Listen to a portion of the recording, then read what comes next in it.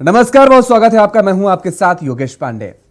झारखंड में अभी तक भ्रष्टाचार को लेकर के लगातार विपक्षी दल हमलावर नजर आए और समय समय पर जेएमएम के विधायक भी कहीं ना कहीं सरकार को घेरते हुए कई मुद्दों पर नजर आए थे। लेकिन अब वर्तमान में सरकार फिलहाल कानून व्यवस्था पर घिर गई है और ये कानून व्यवस्था पर जो सवाल खड़े किए जा रहे हैं, दरअसल विपक्ष की तरफ से ही नहीं बल्कि सत्ता पक्ष में बैठी कांग्रेस के विधायक की तरफ से भी सवाल खड़े किए जा रहे हैं। सवाल खड़े क्यों भी ना किए जाएं? वजह है कि विधायक के प्रतिनिधि की हत्या कर दी गई है और वो भी उपचुनाव से ठीक 2 दिन पहले। अब उसके बाद झारखंड में लगातार इस बात को लेकर के सियासी हलचल मची हुई है कि झारखंड में कानून व्यवस्था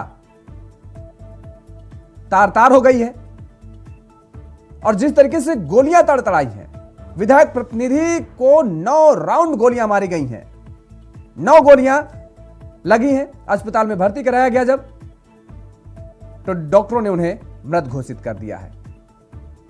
अब इसी को लेकर के झारखंड में पूरी सियासत मची हुई है और सियासत अपने उफान पर है। कोयलांचल को लेकर के भी, जिस तरीके से कोयले खनन को लेकर के भी तमाम सारे सवाल उठते रहे हैं, अपराधी और माफियाओं को लेकर के सवाल उठ रहे थे, उन्हीं सारे मुद्दों से अब इस मुद्दे को भी जोड़ा जा रहा है और सवाल उठाते हुए कांग्रेस के विधायक ही सरकार को घेर रहे हैं। जरा इस रिपोर्ट को देखिए। 10 बार मेरा घर चक्कर लगा के लाई और अब हटा दीजिए। तो क्या वाकई में हेमंत की सरकार में वसूली का खेल चल रहा है? क्या वाकई में ट्रांसफर पोस्टिंग काबिलियत के आधार पर नहीं बल्कि सिर्फ और सिर्फ सिफारिश के आधार पर हो रही है? ये आरोप नहीं बल्कि ये तोहमत है सुरेंद्र सरकार के ही विधायक की, जो बकायदा अपनी ही सरकार में ध्वस्त हो चुकी कानून व्यवस्था की बानगी को खुद बयां कर रही हैं, क्योंकि विधायक अंबा के ही विधायक प्रतिनिधि की हत्या कर दी गई, जिसको लेकर वो नाराज हैं, आग बबूला हैं। और नाराज भी ऐसी हुई कि पुलिस अधिकारियों को डांट लगाते हुए उनका वीडियो पूरी सुरेंद्र सरकार की पोल खोल गया। आज ये जो हुआ है ना, उसका कारण बस आप ही लोग दोनों हैं। एक तो थाना प्रभारी जो यहाँ पे बस कोई जेन्युइन काम आप कर नहीं सकते और यहाँ पे अपराध बढ़ते जा रहा है, और एक आप जरा भी आपको मतलब ये नहीं है कि निडरता से कार्रवाई करें। खुद डरपोक है, चाय पानी पीते हैं, शाम को दारू पीते हैं। ये सब एकदम बर्दाश्त नहीं करेंगे। हम लोग का अपना विधायक प्रतिनिधि था। आपको तो ला के पछता रहे हैं डीएसपी साहब। आप हटा दीजिए ना। हटा देने क्या बात है? हटा दीजिए ना। दारू पीते हैं अपराधी के साथ बैठ करके शाम को लगा दीजिए। गलत बोल रहे हैं, तमाशा बना लिए। अपराधी से वसूली करी करते हैं अपराध करके। 10 बार मेरा घर चक्कर लगा के लाई और अब हटा दीजिए। नाचते हैं आपके इशारे पे। बोलते हैं, उल्टा पुल्टा नहीं बोलिए। उल्टा पुल्टा बोल रहे हैं। पैरवी कराते थे, एकदम जेल में फोन से बात करते थे कि मैं सवाल ले आइए, दाम कर देंगे। जी, अंबा मैडम और पूर्व मंत्री योगेंद्र साव बता रहे हैं कि सरकार में मेरिट के आधार पर नहीं बल्कि सिफारिशों पर पुलिस अधिकारियों की ट्रांसफर पोस्टिंग होती है। पुलिस अधिकारी अवैध वसूली करते हैं, जमीन की दलाली करते हैं और शाम होते ही नशे में धुत हो जाते हैं। तो क्या यही है सुरेंद्र सरकार की सच्चाई? वाजिब है, तोहमत अपने ही विधायक पर लगा रहे हैं तो फिर विपक्ष कटाक्ष करेगा ही करेगा। बीजेपी इस वायरल वीडियो के बहाने सुरेंद्र सरकार पर निशाने साध रही है। देखिए, सत्तारूढ़ गठबंधन की विधायक अंबा प्रसाद जी और उनके पिता पूर्व मंत्री योगेंद्र साव ने इस सरकार की कलई खोल दी है। स्पष्ट रूप से बताया है कि पुलिस प्रशासन किस तरीके से अवैध वसूली में लगा हुआ है, इनका परसेंटेज क्या होता है। उन्होंने तो यह भी स्पष्ट कर दिया कि जो थानेदार और डीएसपी हैं उनके साठगांठ अपराधियों से और जमीन माफिया से, और यहां तक कहा कि डीएसपी शाम के बाद वो नशे में होते हैं, शराब पीते हैं। और हद तो तब हो गई जब उन्होंने एक और रियलिटी चेक करा दिया सरकार का कि इस सरकार में ट्रांसफर पोस्टिंग मेरिट के आधार पर नहीं होता बल्कि सिफारिश के आधार पर होता। और डीएसपी को वो साफ कहते दिख रहे हैं कि आप मेरे घर का चक्कर लगाते थे। और सारी सीमाएं तो तब पार हो गई जब योगेंद्र साव जी ने उन्हें कहा कि आप तो जेल में भी मुझसे फोन से बात करके सिफारिश करते थे ट्रांसफर की, यानी जेल के भीतर भी फोन का खुलेआम यूज हो रहा था। और फिर भी माननीय मुख्यमंत्री जी कहेंगे कि हमारे यहाँ कानून का राज है एंड ऑल इज वेल। हत्याकांड और हत्याकांड के बाद अंबा का ये वीडियो संकेत दे रहा है कि सुरेंद्र सरकार सवालों के साथ साथ कानून व्यवस्था को लेकर भी कटघरे में है। ऐसे में क्या कोई तूफान आने वाला है? Rakesh Kumar, India voice, Ranchi.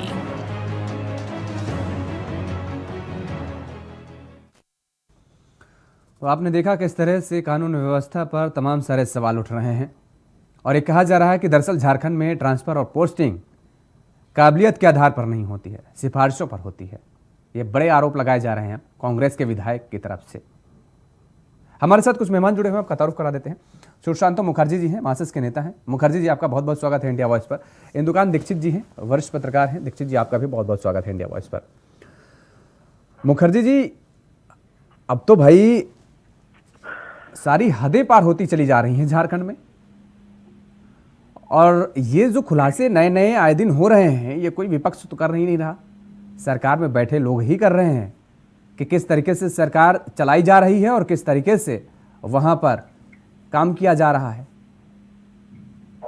जी देखिए, झारखंड एक ऐसा प्रदेश है जहां पर हर चीज हद पार कर जाती है, चाहे वो किसी की भी सरकार है। पिछली सरकार में शहर के बीचों बीच नक्सली के नाम से 514 को रखा गया था। ये सरकार करती है। अब ये जो हत्याएं हो रही है, सबसे बड़ी चीज है कि हत्या होने के बाद जिनकी हत्या हुई, जिनके भी वो विधायक प्रतिनिधि है, लेकिन विधायिका आके कह रही है कि ये गलत है अपनी सरकार में रहते हुए भी, लेकिन किसी की दूसरी भाजपा की ये ताकत नहीं। 25 में से 25 विधायक एक शब्द नहीं बोल सकते हैं कि अगर उनकी गलतियां रही तो, क्योंकि डांट पड़ेंगे, साहब डांट देंगे। आपके 12 सांसद, उसकी भी यही हाल। हमारे झारखंड राज्य के लिए कोई भी सिफारिश केंद्र में नहीं करती। तो ये राज्य की दुर्भाग्य है। 2000 में जो हमारे 22 साल की राज हो गए, ये दुर्भाग्य है हमारी राज्य की कि ऐसे ऐसे लोगों को चुन के लाते हैं। प्रशासनिक व्यवस्था तो ऐसी है, हम देखिए पूरे राज्य में जल जंगल जमीन और जमीन के संबंधित लड़ाई हम लोग लड़ रहे हैं।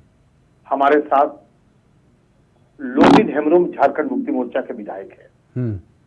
हम लोग एक झारखंड बचाओ मोर्चा बना के पूरे राज्य में घूम घूम के 4 तारीख को हजारीबाग दी है।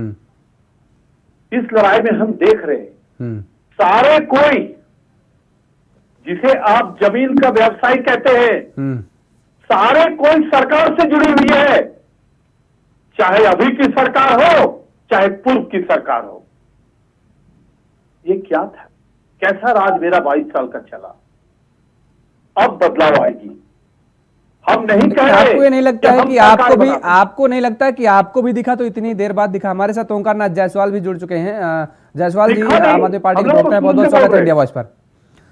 मुखर्जी जी, सवाल आपसे यह है कि आपको ये नहीं लगता है कि आपको भी बहुत देर हो गई है? अभी तक तो आप भी बड़ी तारीफें किया करते थे, तारीफों के पुलंदे बांधा करते थे सरकार के। जो काम किए हैं उसकी तारीफ, हाँ, जो काम नहीं किए हैं उसकी तारीफ नहीं करनी है। चाहे वो जेएमएम रहे, चाहे वो कांग्रेस रहे, चाहे वो बीजेपी रहे।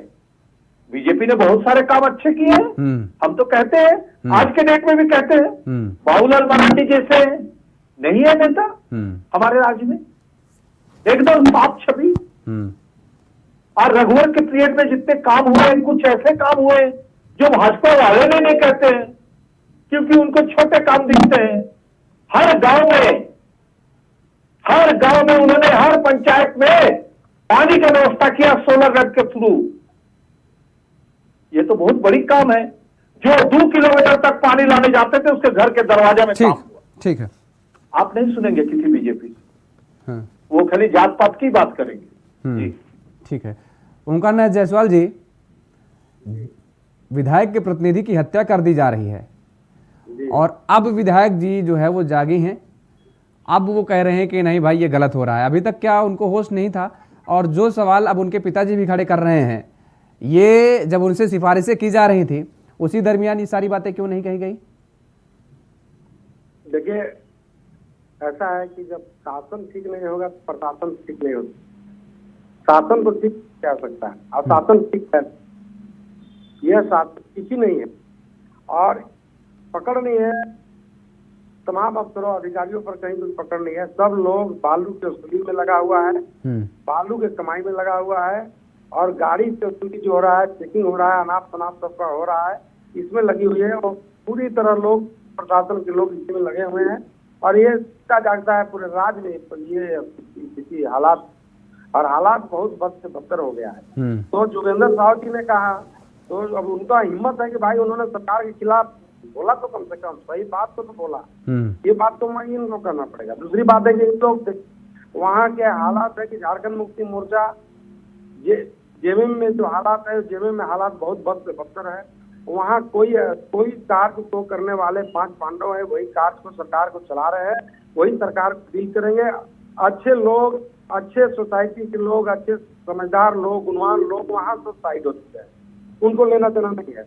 और ये स्थिति जो हालात है, सीधी बात है कि जो भी लोग है, या तो किसी भी मामले में उसका पाक साफ नहीं है। पूरी तरह राज्य में ये लोग उगाही का एक बहुत बड़ा सारा जगह दलाल रखा हुआ है, दलाली के माध्यम से ये काम कर रहा है। कहीं जिला अध्यक्ष दलाली कर रहा है, कहीं पे प्रखंड अध्यक्ष दलाली कर रहा है, कहीं माइंस में दलाली कर रहा है, कहीं बालू पर स्थिति है पूरा, जो कहा नहीं जा सकता है। वो मतलब राज्य की दुर्दशा है और पता नहीं इस भाग से राज्य का भाग्य क्या है और कैसे होगा, ये तो ईश्वर ही जानता है और कैसे आएगा लोग।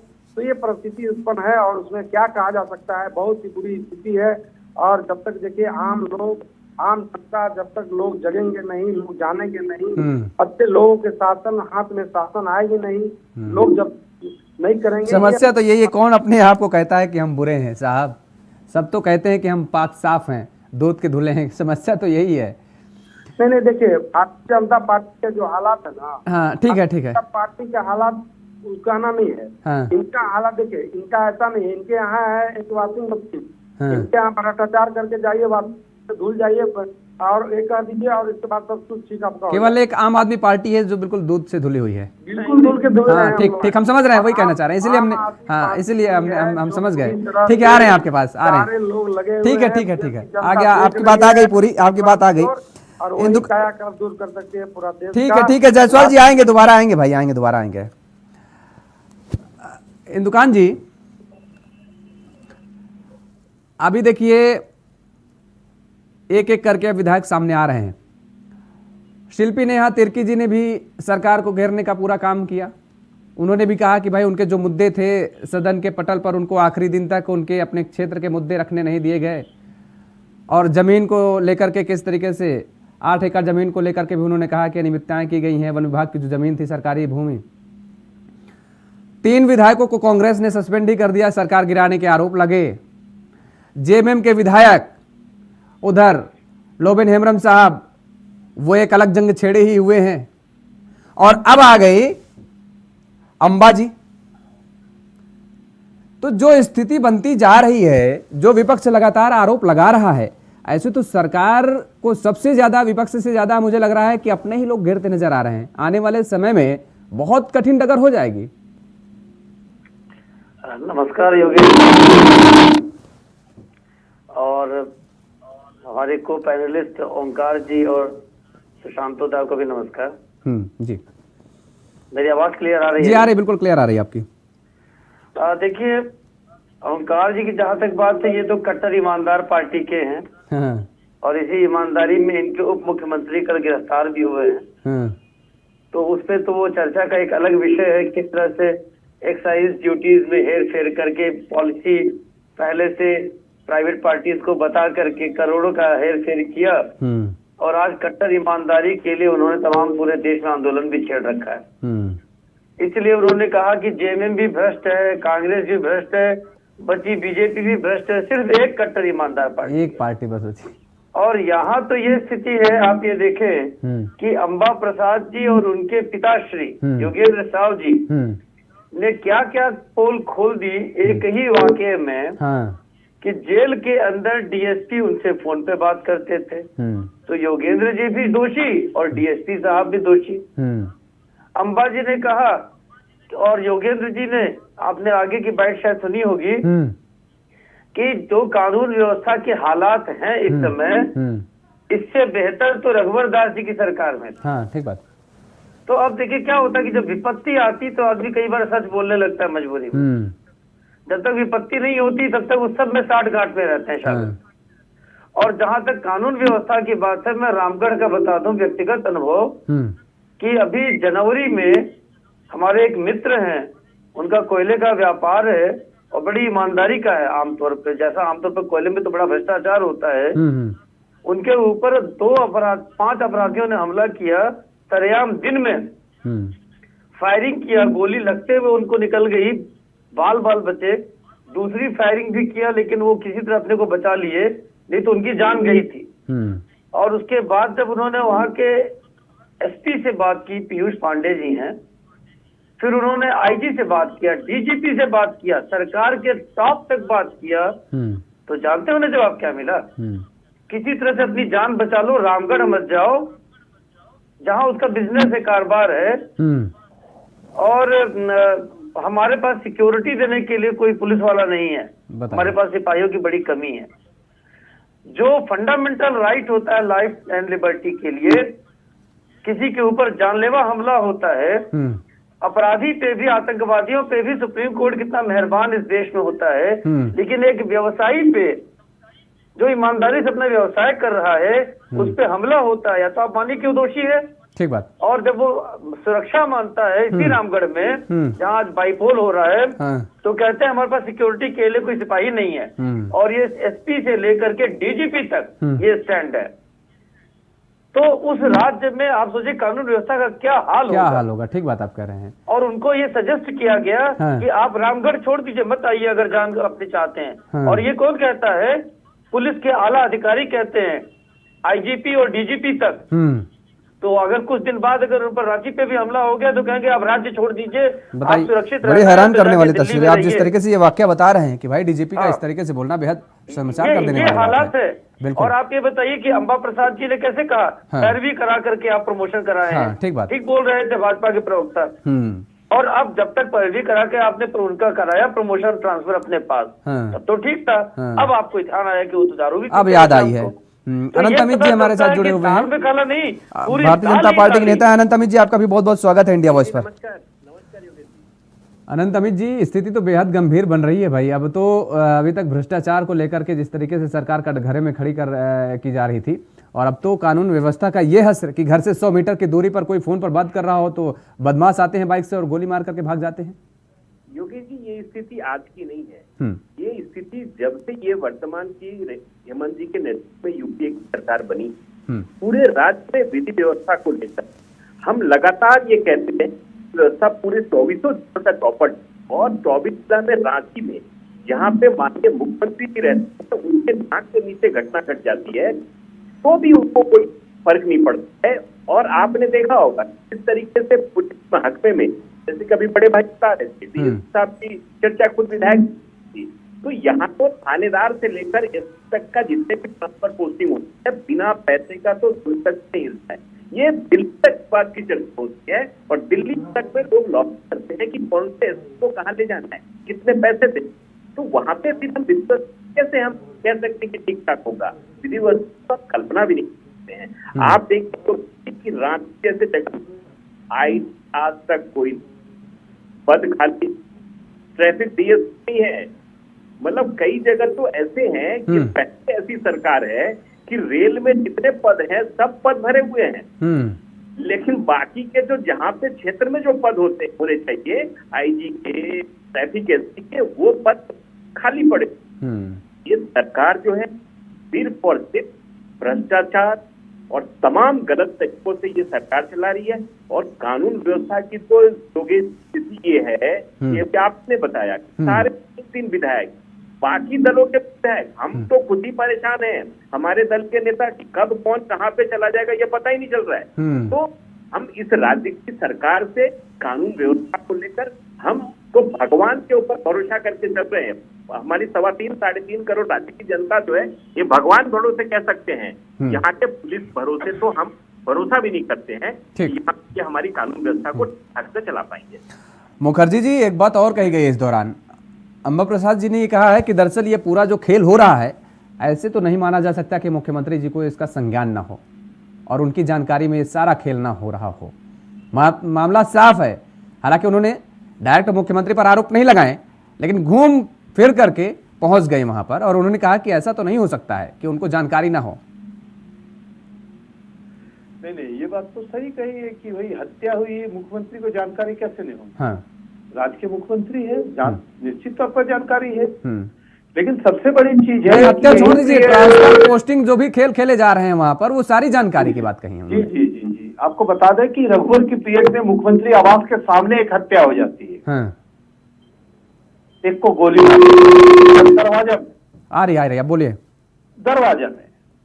तो इस तरह के हत्या तो कोई भी हत्या के सपोर्ट नहीं रखेंगे, कोई भी हत्या हुआ गलत है, लेकिन मुख्यमंत्री के दरवाजे के सामने तो हत्याएं हो गई, उसकी अभी तक कुछ नहीं हुई। उस सरकार तो जांच करते करते चले गए, अब ये सरकार भी जांच करते करते चले जाए। ऐसी हाल है हमारी राज्य की। राज्य में जमीन लूट हो रही है।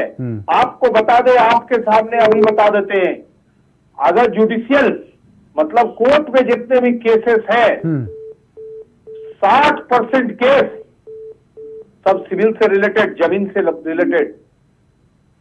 और जितने नहीं, लेकिन पुरानी सरकारों का आप जो जिक्र कर रहे हैं, पुरानी सरकारों में ये आरोप तो नहीं लगते रहे ना कि दरअसल सिफारिशों के आधार पर ट्रांसफर पोस्टिंग होती है, काबिलियत नहीं देखी जाती? एक सेकंड साहब, आरोप कौन लगाएंगे? आप क्या ऐसे चैनल में बैठ के दिखाएंगे? नहीं दिखाएंगे। गलती से कभी कभी हो जाते। क्यों नहीं मुखर्जी जी, हम दिखा रहे हैं कि नहीं? देखिए अंबा जी ने आवाज उठाई, बोल रहे हैं कि नहीं बोल रहे हैं हम? जी जी, आप इसके दिखा रहे हैं। हाँ, लेकिन उत्तर प्रदेश में क्या हो रहा है आप उसको नहीं दिखा। क्यों नहीं दिखा रहे हैं भाई? लगातार दिखा रहे हैं, सुबह से चल रही क्या बात आप? एक बताइए, कोई भी एक क्लिप हमको बता दीजिए कि उत्तर प्रदेश में दलित महिलाओं को जला दी गई है, उसमें आप पॉजिटिव रखें। अरे दलित हो, ब्राह्मण हो, आप फिर जातिवाद पर आ गए। अरे दलित हो, ब्राह्मण हो, मुस्लिम हो, कोई भी हो भाई, आप दलित पर कहां चले जाते हैं सीधे? दलित है, मुस्लिम है, ब्राह्मण है, जातिवाद पर आप कहां सीधे पहुंच जाते हैं? व्यक्ति की जान गई है, महिला की जान गई है, आप ये बोलिए, आप सीधे जातिवाद पर पहुंच गए। दलित की क्या ब्राह्मणों की हत्या नहीं हो रही है? क्या ठाकुरों की हत्या नहीं हो रही है? आप जातिवाद पर कहां? समस्या यही है कि जातिवाद खत्म करने का जिक्र भी किया जा रहा है, ढोल भी पीटा जा रहा है, और जब राजनीतिक रोटियां सेकने की बात होती है, उसी राजनीतिक के पचड़े में जाकर के पांव रखते हैं। रघुवर के पेट में जितने हो गए कांड दिखाएं, आप एक बार भी चैनल में लाए कि बराबर दिखाते रहे मुखर्जी जी, बराबर दिखाते रहे, बराबर दिखाते रहे सरकार ने, बराबर दिखाते रहे हैं।